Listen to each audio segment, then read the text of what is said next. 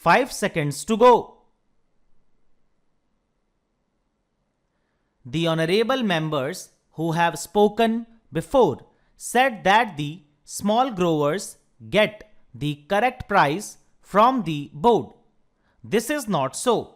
The entire bulk of the profits they make in the home market and in the foreign market is kept by the big growers who dominate this coffee board. The price they get is more than what they pay to the small growers. That is the complaint of the small growers. So, it is not correct to say that the profits this board makes are equally distributed to the small growers. Hence, the conflict between the big growers and the small growers is increasing. Therefore, it is necessary on the part of the government to do justice to the small growers. The government thinks that by taking powers for nominating the president of the board, it is able to do justice to the small growers. The number of the small growers is 34,000 while the number of the big growers is 590.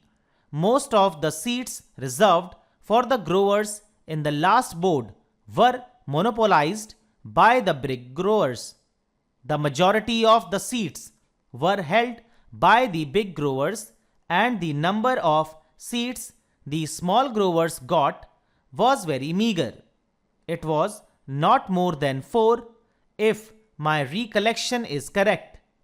What the government should have done was to give equal representation to the small growers. They should have asked the growers to return their representatives or to give a panel of names from which government could have chosen some. The choice of the representatives should have been left to the respective organizations. If there was no organization for the small growers, government should have asked them to organize one separately and then send in their representatives. Our friends said that the representatives of the small growers were there on the existing board. It is true, but I know the practice of these big growers or big industrialists.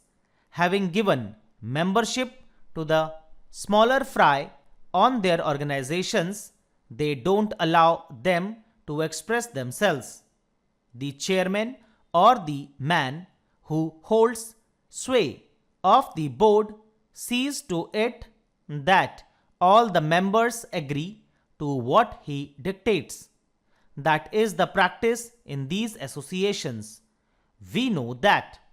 So, it is better to have a separate organization for the small growers and ask them to submit their panel of names to represent them on the board. Representation on the board should not be governed by the number of acres owned and the amount of capital invested, but by the number of the growers. If this principle is adopted, the bigger growers will not be able to run away with what they want. In this connection, I would also say that instead of nominating the president, the government should do this.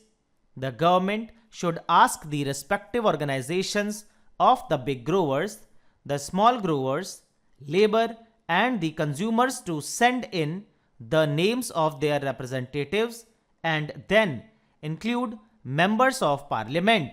Then the board constituted in this way should be asked to elect its chairman. If this procedure is adopted, then the government can see that no big grower is elected to the chairmanship. In that case, only a man who can command a majority in the board will be elected, and that man will see to it that justice is done to all the interests concerned. But here the government, in the name of taking over control of the industry, wants to bureaucratize the whole industry. I don't think that by bureaucratizing the board, the government will be able in any way to help the industry to develop or to bring about better working conditions for the labor. One member in the select committee said that no representation should be given to labor. That is the attitude of the growers. That is the attitude generally of all employers in this country. But it is just on their part to deny representation to labor as well as to the consumers.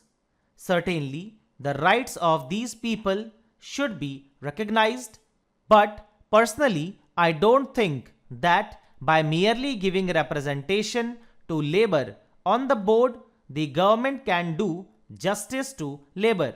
It is true that the minister in the select committee, as well as in his reply to the debate in the other house, said that the working conditions of labor were very pitiable and deplorable and should be improved. Sir, there was also a petition sent to the Lok Sabha by the employees of the coffee house recommending to the house that their petition should be considered. The employers deny the rights of the workers and they say that they have made all efforts to develop the industry in all these 13 years.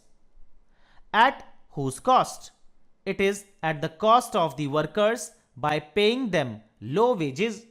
They have made a huge profit, which is expressed in the reply of Mr. Ratcliffe to a question of the Honorable Minister for Commerce and Industry that he had been distributing a dividend of 13.5% in 1 year. In 1 year, he had given 20% dividend, in another year 27%, and in yet another year he gave 19% to his shareholders. At the same time, this big dividend is after deducting the expenses including depreciation, taxation, reserve fund and reserve fund to capital invested. Apart from all these, they have made a net profit so as to distribute an average dividend at 13.5%. Can anybody imagine that such an industry should be allowed to distribute this high dividend at the cost of the poor labor who actually produced this profit? Certainly, at the cost of the poor labor and the people, they have got this profit. The coffee houses are getting coffee at the rate of rupees 210%. At the same time, how do they sell coffee there? Stop.